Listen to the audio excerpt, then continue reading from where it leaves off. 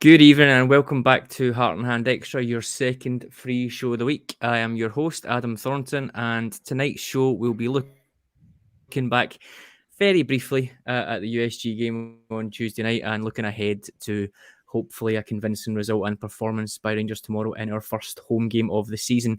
Joining me to do so, we have first of all David Edgar.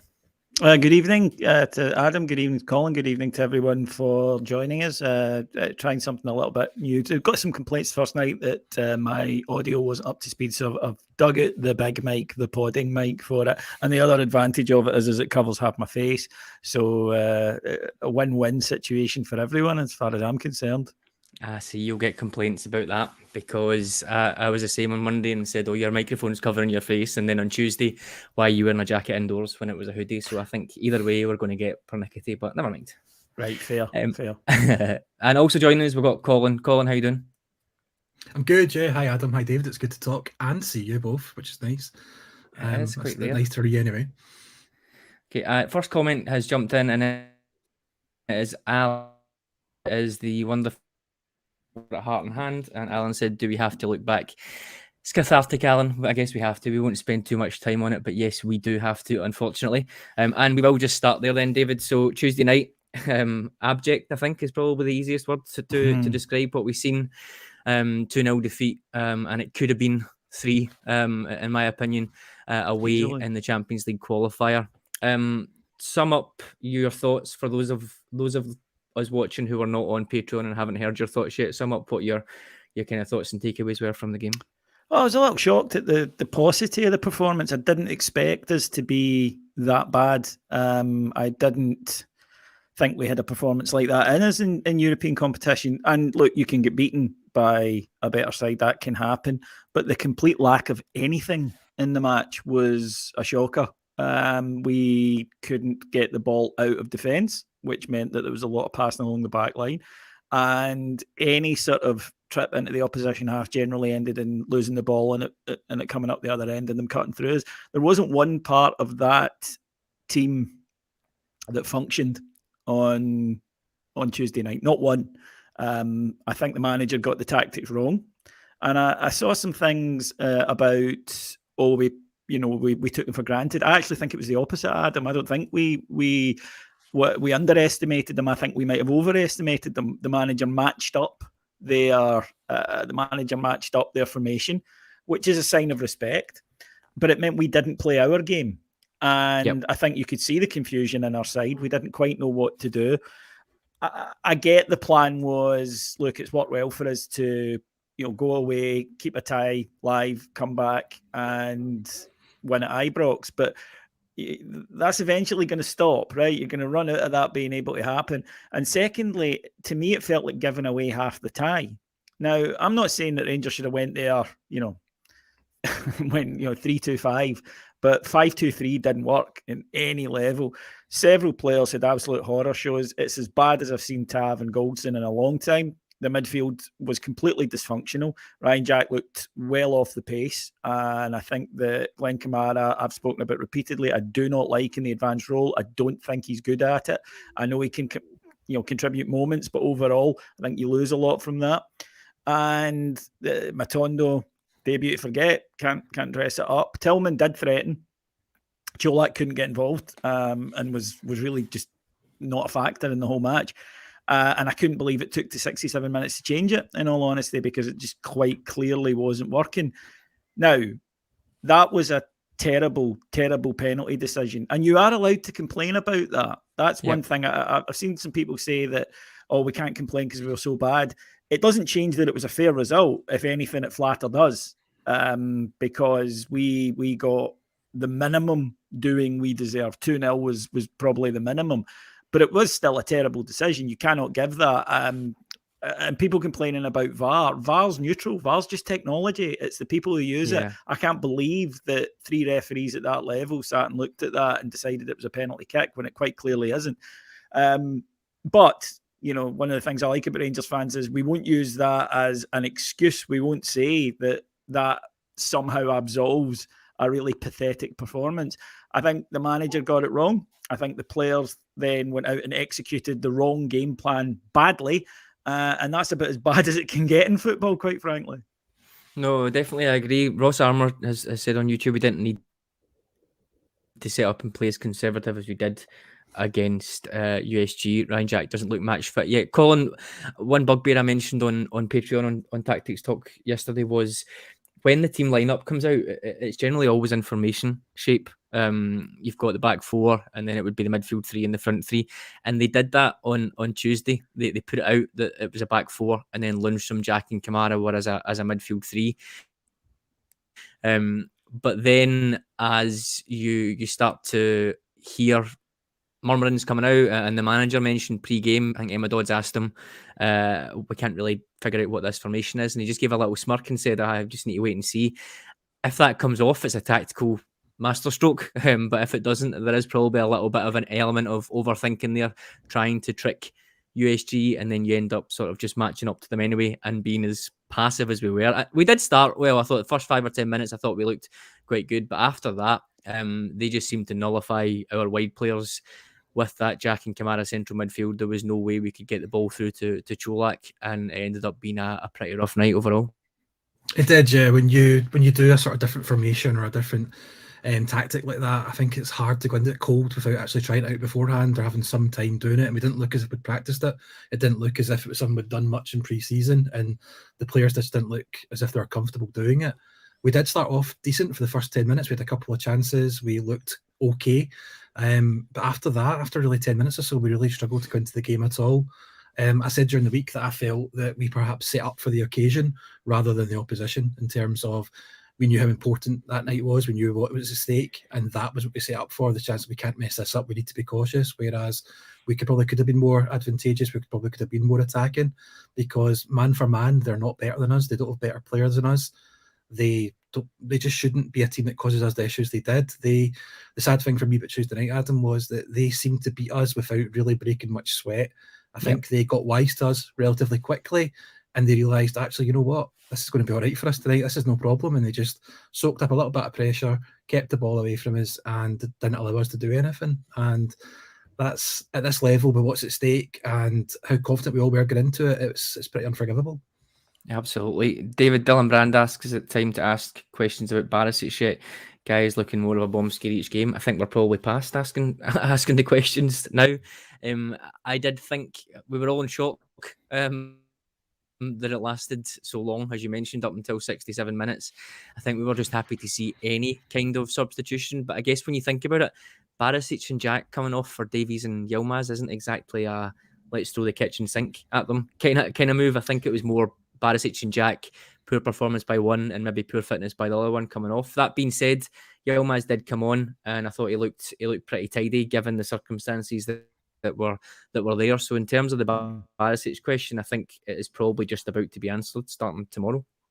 Yeah, I think it was a shape change, which in my opinion should have been done at half time anyway. And I think Dylan's spot on. For me personally, I think we're past questions because we've had answers on Borna repeatedly.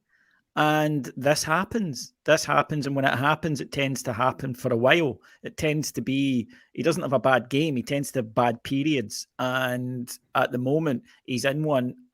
I think you'd struggle over the last year. There's been games he's been all right, but I think you'd struggle to pick out a 3 or 4 game run where you think Barisic has been excellent. I don't think that has happened in the last year. I'm sure the viewers will remind me if I'm wrong, but I certainly don't recall that. I think we haven't seen the form that he showed in the 55 season. And it's been a while now. To me, he's absolutely the second choice. Yilmaz comes in and takes the shot automatically, as far as I'm concerned. And I think the manager doesn't. I think the manager doesn't spend that money if he plans on Barisic being his number one in that role. I've never seen a player who has no baseline like Barisic. He is either really good or he's up and down really bad. He doesn't have that dependable 6, 7 out of 10. The defender, and you can tell he doesn't defend like that when he's confident, playing well, enjoying his football for the first goal. That's a really, just dreadful attempt. And I'll be honest, I'm a wee bit fed up with it. It happens too often. And I'd rather have a bit more consistency in there. I can accept players having bad games, Adam. It happens, right? They're not robots. But when it happens and you think, oh, it's one of those spells, it's going to be 2 or 3 months, he'll probably need to drop out the team. That's generally the pattern. And then he'll come back and he'll be a bit better. I can't get my head around that. I don't think that I don't think that there's a long-term future for him at Rangers. If an offer came in, I don't think Rangers would be difficult to deal with, and I wouldn't be getting on to them if that was the case. For me, Yilmaz clearly gets the shirt anyway. I think he was brought to get the shirt. And then if you're going to bring in someone as cover, then that would be fine, because for me, I think that, when Barisic leaves, it's shake hands, thank very much. But I think his utility to Rangers is kind of at its end now, as far as I'm concerned. Yeah, I don't know whether we think he's likely to get a Serie A club anymore. But someone like Kolarov, when he went to Serie A and had, don't want to say an Indian summer, but certainly the rest of his 30s, if you like, as a kind of very capable Serie A fullback, if you like, or even like a Turkish type team, I think I could see Barisic going over there. But yeah, whether or not it's now or whether it's next summer, I'm not too sure what we'll do there. But I think we're all agreed that Yilmaz needs to come in. Colin, there's a couple of things here which I think are a little bit unfair. No offense to Stuart. Stuart Keane says, since Gio has been charged, we've only beaten Dortmund away. I mean, it is Borussia Dortmund away, and I'll take that every season if that's it. I know. Only beating Dortmund away, and we overturn away performances at Ibrox. Yeah, but it's a two-legged game. Like if we'd won in Leipzig and got beat at Ibrox, nobody would kind of be complaining. We come up with a plan for both games. I think that's kind of fair. On that one, Graham Black has also said, though, this is the first time Gio got it tactically wrong. Fine to have 3 centre-backs with wing-backs when you're up against a better team than you. But USG just kind of let us work our way slowly out the pitch for their counters, which I think is fair. What's your thoughts on those? I mean, he's got to get something wrong tactically at some point. Braga and Leipzig, you could argue, were pretty poor performances. Maybe Braga more than Leipzig away, but you get the job done in the second leg. It's fair enough. You can't rely on it every single time, but I'm not sure it's quite at the point where it's a criticism yet for me. What's your thought? Yeah, I think it's a tactical game of chess at times, isn't it? With the away leg, managing it, with coming back for the home leg and getting it just right. And last season he did do that. We didn't always get the results away from home, but we didn't ever deliver a performance like this week either. That's the difference for me. It's not the mentality or having that sort of approach to the tie. It's how the team was set up and how they played, which I had the issues with. In terms of playing with the 3 at the back and what that does to the wing backs, we've seen when he's changed stuff mid games that we have had results from that before. We have played well. There was perhaps just far too many new people in the team to be doing something like that, particularly down the right-hand side. You saw when Tav was pushed that little bit forward, him and Matundo were just getting in each other's way. They don't have that connection with each other yet. They've not got that development where they know where the ball is going to be. And that is what's going to happen. You've got Tav starting, 20 yards further up the pitch than usual. He is going to get in the way of the right midfielder or the right winger, and we saw that all the time on Tuesday night. Similar stuff on the left-hand side with Borna.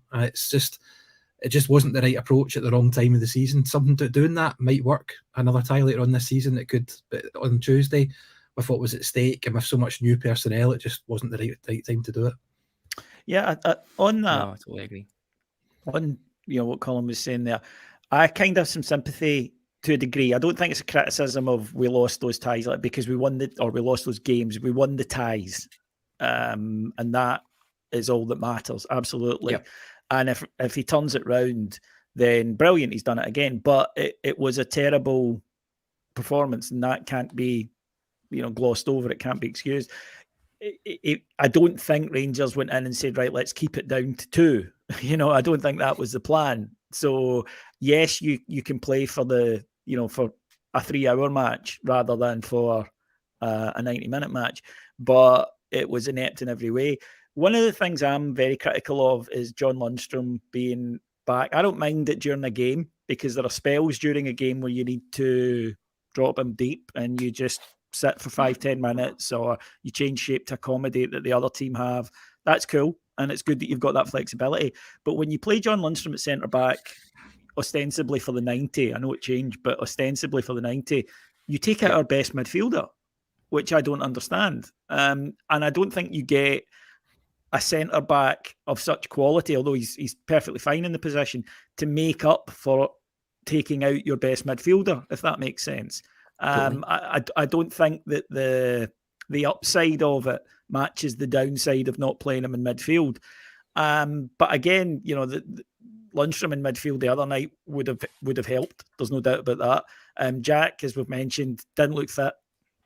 He was a yard off the pace consistently. He was slow in his movements. He was slow in his decision making. And he did look as though he was struggling to get to the pitch of the match.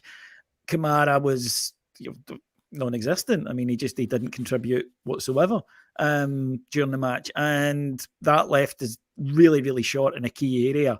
And then everything from there stemmed, because the midfield's your link area. You don't need to be a tactical genius to know that if there's no ball for the fullbacks, if there's no ball for the centre backs, then all they can do is go long, because there is no option, and that's what happened to Rangers the other night. And as the listeners have been saying, Rangers, USG sussed it really quickly, realised what they had to do and did it. And in the end, had it been 3-4, I really don't think anyone would have said that was harsh on Rangers. I watched the game back. There was nothing really. And I think panic spread throughout the team, Adam, when they realised that collectively they were all having a shocker and they got worse. I think that can happen. We've seen that happen in any game of football. That can happen when a team goes, "Oh, we're all off it here tonight." So they still have an opportunity to turn it around. I think if Tav isn't there on the line, and can I say, men on the post? Oh, yes, we'd be out if it wasn't for men on the post. It's that simple. That's men true, on the post true. all the time. Men on the post. It's just better. On the Lundstram thing. You always sit there, Adam, and you tell me that men on the post is not right? You can defend, you can head the ball away. You always tell me that zonal push is better. Well, there's the proof. End of story. Yeah, okay. Fair enough. At least it was Tavernier. That makes me feel better about it. But yeah, on the Lundstram thing, I'm hoping it was just circumstantial, and the fact that Suter never travelled and maybe Ben Davies didn't have enough minutes in him for the full 90 minutes. But I don't like it for the reasons that you've said, especially when your only other two options appear to be Jack and Kamara, who are not going to carry the ball. They don't have the athleticism to get as far up the park. Kamara wasn't even playing as that number 10. He was sitting as a double pivot with Jack in front of a back three. What I think that did then was just meant USG could say nothing is coming through the middle of this park at all. We can just double up on the fullbacks and then we're screwed, basically.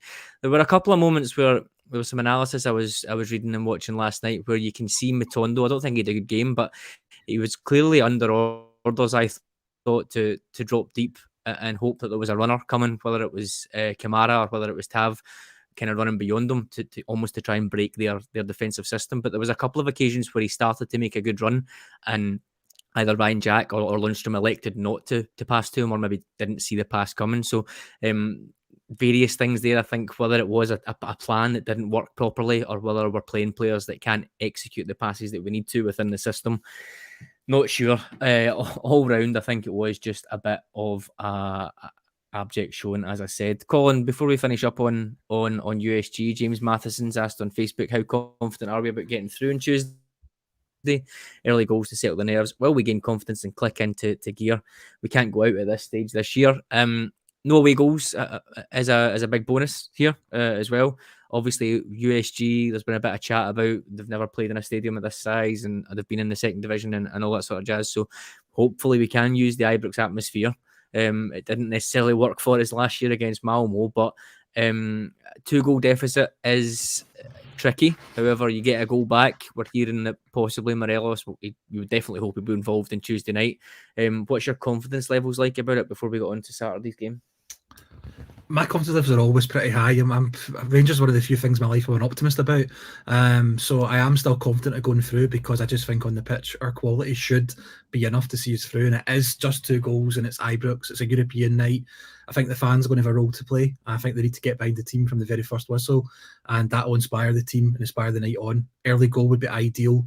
An early goal the other way just kills it though, and it's a long torrid night at that point. But with Alfredo coming back, hopefully in the part he'll play, I think we've got every chance. I'm not giving up on this yet, and I think the main sort of tactics talk for me on Tuesday night from the manager would be telling the guys when they go out that it's Thursday and not Tuesday, because we're brilliant on Thursday nights. We need to That's start true. better regularly, because it happens a lot with this Rangers team that they come out and it's a slow tempo and it's all right feeling your way into a game. I get that, right? But Rangers do it an awful lot in circumstances where I don't think that there's a massive excuse for it to be slow into a game, certainly domestically, because, you know, you're not trying to figure out the opposition. You know the opposition. There's very few surprises in Scotland. And I think it is a regular thing, and we don't do it well. I don't think we come out all guns blazing very often. I think we do take a while to settle into matches. And the other night, what happened is we never did get settled into the match. The opposition did. During our slow start, they got set. The mystique that could have worked in our favour from the European run, that they might have thought, they realised, Colin said it earlier, Rangers played the occasion. They played the qualifying tie. And USG played the 11 poorly performing players that they were up against, and that was how the match went the way that it went. So Rangers need to figure out why this happens so often. Happened against Livingston as well. Why it takes them half an hour, 40 minutes, even half time to settle in and get into a match. We've got to go at teams. And we'll have to go at USG from the start. I know that there'll be the whole, we don't need to score in the opening 20 minutes, which we don't, but it certainly would help a great deal, wouldn't it? And if you look at that Braga match, for example, the team were on fire early, and it really just lifted the crowd, and they went with them. And I do think that the team will have to bring the crowd along with them on Tuesday night. The crowd will do the best, but in British football, one of the things I love about crowd interaction is that it's symbiotic. It feeds off each other. There's a synergy to it. It's not this regimented white noise that it becomes a background noise that you get in Europe. I know some people love that, but for me, it's got nothing to do with what's going on in the game. You know, when you hear the fans singing and their teams conceding a chance, it's that sense that everyone is locked in and part of the same struggle. That was what carried Rangers last season. And the players have got the part to play in that. They do have a performance to atone for, and I hope we see it on Tuesday night. Absolutely. Scott Lackey mentioned on YouTube, has a Kamara and Jack midfield duo ever worked? Why aren't Davis or Arfield being utilised, especially if Jack wasn't actually fully fit?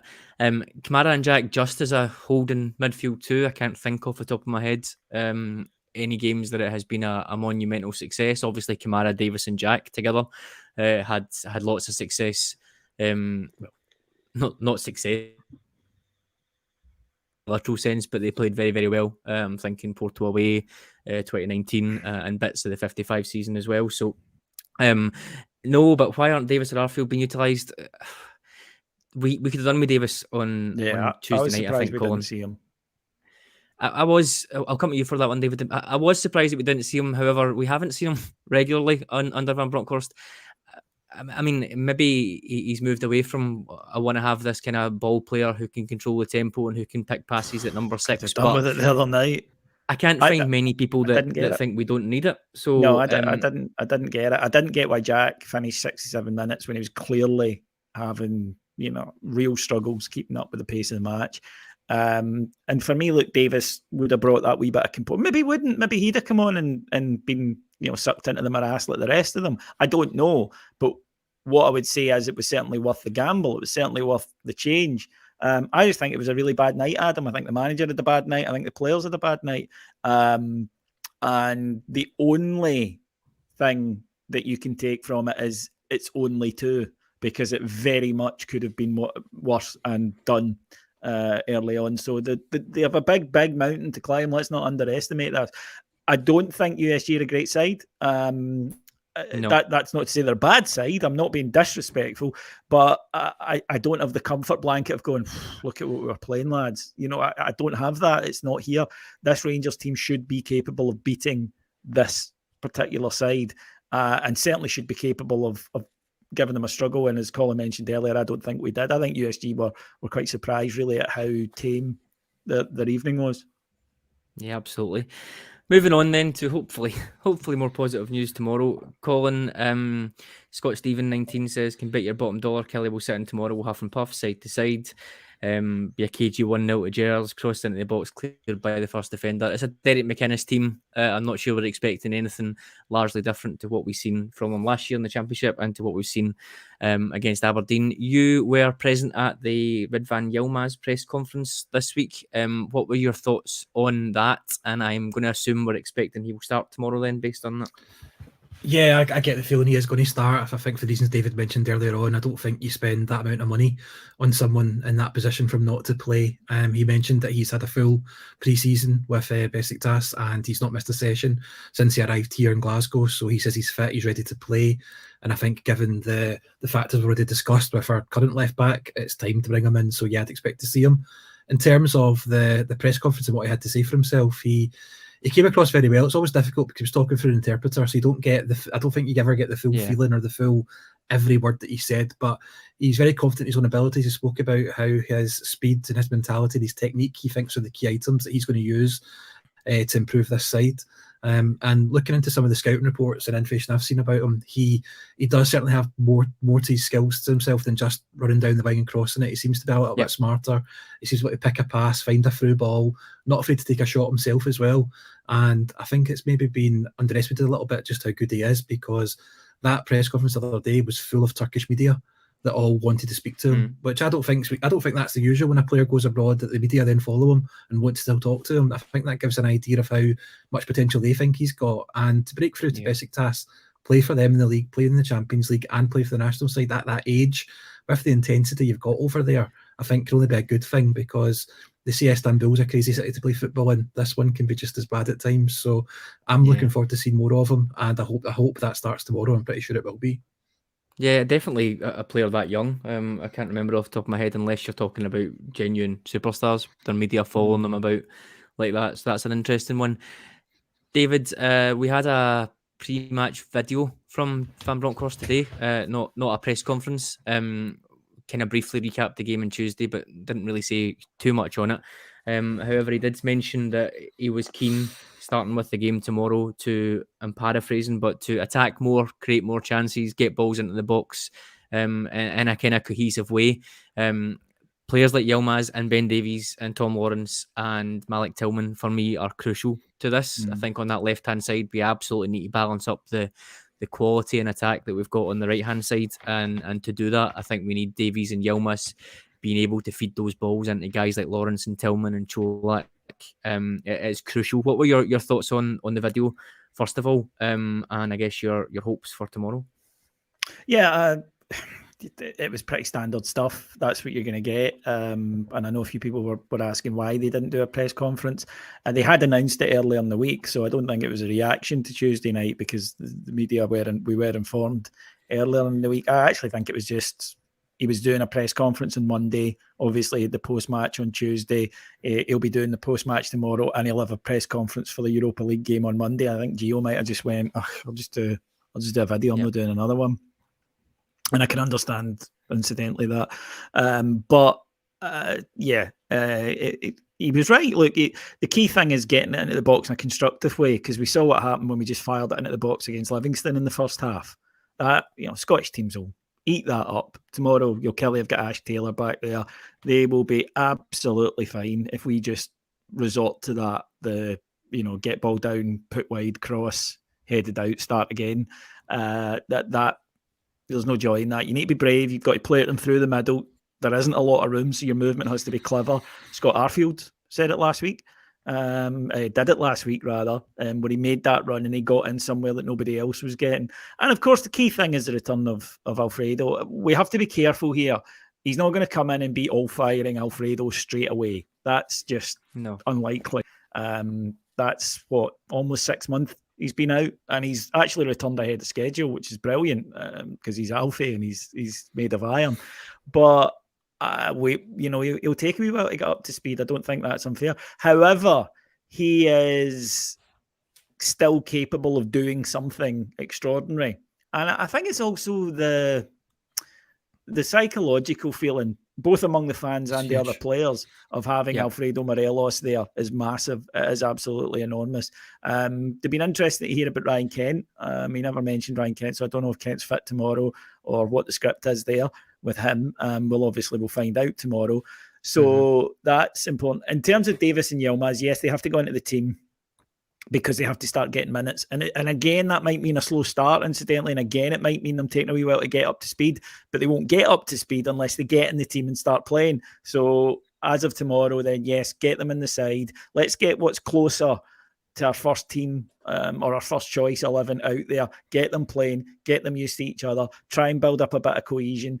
Because the other night we were very fragmented, and let's, begin to just start seeing what the vision for 22-23 is on the field. We've got 3 home games coming up, hopefully 4, if we get through this round. But we've got 3 games coming up. I think we need to treat them all the same way. Colin, messages are flooding in saying we need to attack from the off. We're too slow in the build-up. We need pace and genuine attack. Completely agree. Let's go from the off against Kilmarnock. Let's play an attacking, offensive formation. Whether it's Lundstrom sitting as the 6 or whether it's Davis, I think absolutely fine. If Kent's playing, get him in the team. I want to see Tillman and Lawrence as well. I want to see Matondo. These are the games that we should be going out and dominating, and we should be not being... we'll wait, we'll feel our way into the game and we'll see how things go and we'll make some changes late on. I don't think Morelos is going to be fit enough to start. I can't remember, did he start the Dundee United loss last season, or was Malmo at home his first appearance? No, Malmo at home was his first appearance. Yeah. So at least if we can get him in for half an hour and get him up to speed, there might be an outside chance that he can start the game on Tuesday night. But regardless of who plays, I want to see that intent from the first whistle really in all 3 of these games, Colin, because we've had a good start winning the game against Livingston. We've had a bump in the road. We need to just make sure it is just that and get 3 wins in the next week. We've starting games slowly isn't a new thing this season. It was an issue all throughout last season as well, and some of the season before. It's a thing though that after the back of this transfer window, before we kicked the ball against Livingston, I think we were all in a really good place. We were really positive about the players we brought in, how attacking they were, how fast they were, and what they were going to do to us from an attacking point of view. And maybe our feelings are diluted a little bit after watching the last 2 games that we've watched, but they probably shouldn't be. It's 2 games. We've got a win against Livingston out of a bad performance, and we're still in the tie in Europe. These players just need a little bit of time to blend in with the team, get up to speed with the tactics, get up to date with other players, and they will come good. And that does have to start with these next 3 home games. We've got a real opportunity. 3 home games against 3 teams that really shouldn't be giving us any issues to get 9 points on the board, 12 in total. That's a decent start to the season. Get the players in and get them doing what they need to be doing. But yeah, foot on the gas tomorrow, right from the start. Give us something to cheer about, make us happy, and then you'll get that synergy from the fans and the players as well, in the league games and in Europe, because that's what we all want and that's what we need. David Graham McCallum said we need a good performance as well as the right result to help us all feel a bit better about our chances of beating USG. I'm quite guilty of this. I know most Rangers fans are. If we're losing a game and we're not playing very well, kind of analysis, etc., goes out the window. If we come back to win the game, I almost forget about the game and say, right, 3 points, we've won, let's move on. But this season, I think after a turgid season last season domestically, where we ground out some wins, we went behind so many times, pulled it out the fire. We had some pretty poor games where we weren't able to score the goals that we needed to. I'm kind of over that a little bit this season. I want to see good performances. We don't create anywhere near enough chances for the golfing class that we have most weeks domestically. So yes, the result is the most important thing, but at the same time, I want to see us just go out and create as many chances as we can and give a good performance. Yeah, I mean, a Rangers team is probably going to win more than it loses, right? Because it has better players. And I think that the lower division summed up what happens then when you've got better players, that even if you're not the best tactically, even if you're not the fittest, you'll probably get by because you'll have enough. And that's what we did under Ali a lot. And you can hear about that on the Ali's Adventures on Heart and Hand on Patreon. But yeah, we want to see some football. And look, to be fair, the signings seem to indicate that's what they want to do as well. We've signed a very attacking fullback in Yilmaz. We've signed Matondo. We've signed Tom Lawrence. We've signed Tillman. We've signed Cholak. It is goals that has been the problem for Rangers. I maintain it wasn't the defence that cost us the league last year, even though it had its moments. It was we didn't score enough goals. Look at the amount of draws That's what killed us, by not putting teams away. So no, you're absolutely correct. And certainly at home, Rangers should be gubbing most of the Scottish Premier League. That the Gulf and Resources tells you that. And if it is a case that we have regressed back to, and it's far too early, I'm not saying this, I'm just saying that if at the end of the season we're saying this, that we've regressed back to all you need to do really to have a decent chance of nicking something is stick men in a low block behind the ball, then there's a failure going on somewhere. Rangers have enough attacking talent to be beating teams domestically very straightforwardly, particularly at Ibrox. And there is no excuse about, they're well-drilled. Of course they're well-drilled. They're professional football clubs, right? A manager who knows what he's doing will drill the side well. That happens at any level of football now. So, yeah, they're well-drilled. Good. What are you going to do about it? You're all earning 3, 4, 5 times what those guys are. Justify it. So, no, I like you, always happy for a win. That is always the priority. And some games you will play badly, particularly away from home. Some days you'll play badly and the opposition will play well. That can happen. 100% it can happen. But there also should be quite a few days where you are playing well and you've got 6, 7, 8 players who are playing well and you show the quality that you've got. And it needs to start for us tomorrow, because you're absolutely right. If this sort of flat, turgid, doing enough, just getting by becomes a theme. It did last season. It started under Gerrard, incidentally. It's not purely a Gio thing. And it was only later in the season where we began to see that sort of drive and verve and spirit, a lot of it propelled by the European run.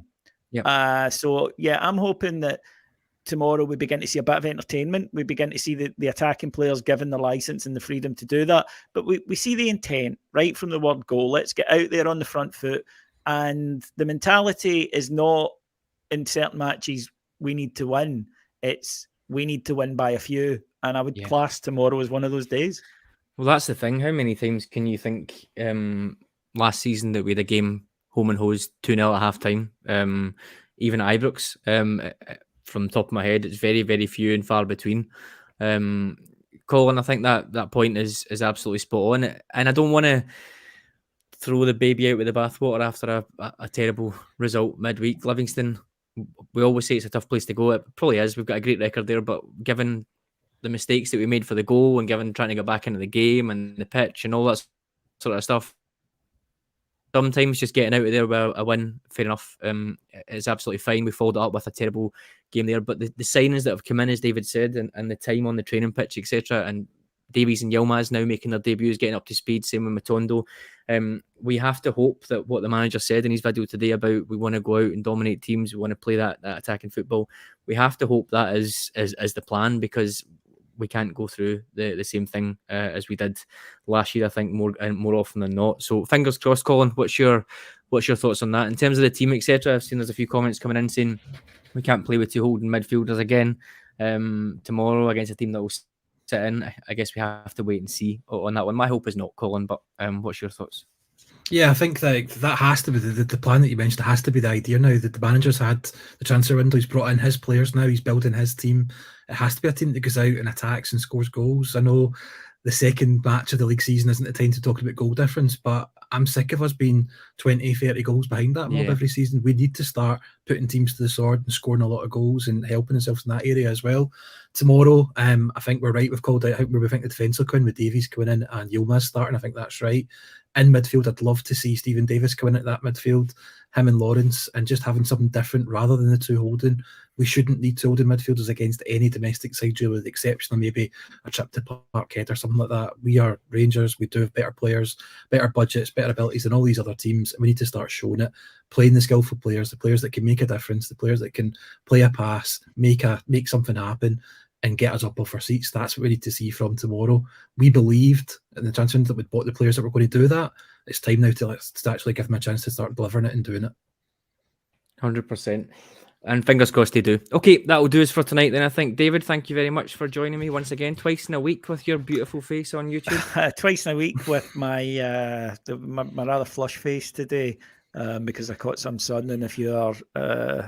or if you were ginger before you went bald, then you catch the sun and you go red. You don't catch the sun and get tanned, unfortunately. I've also noticed on these show I'm a terrible fidget. And I'm like a child, you know, I need constant stimulus. I've always got to be doing something. And can I just say to the viewer who tweeted me to say, I need to work on I'm listening to the other two face. You're right, I do. Could you two just pretend in future when you're talking that I'm listening? I do that all the time. That's not just when we're podding, David. That's a life lesson for all things for you. If I don't listen to the wife, I'm not listening to you, so it's fair enough. But no, enjoyed it. I'm looking forward to getting to Ibrox tomorrow, but I want performance. I want a 3-0, 4-0. Yeah, absolutely. Fingers crossed. And Colin, thank you for joining me as well. It's a pleasure having you on. Yeah, it was a pleasure to be on. Thoroughly enjoyed it, guys, and we'll do it again soon.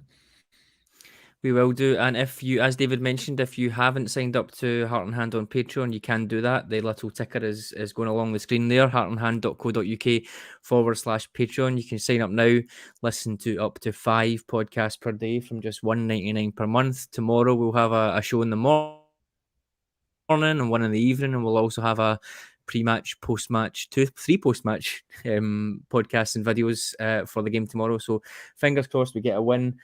Hope your team wins tomorrow and hope you all have a good weekend. Thank you for listening and watching.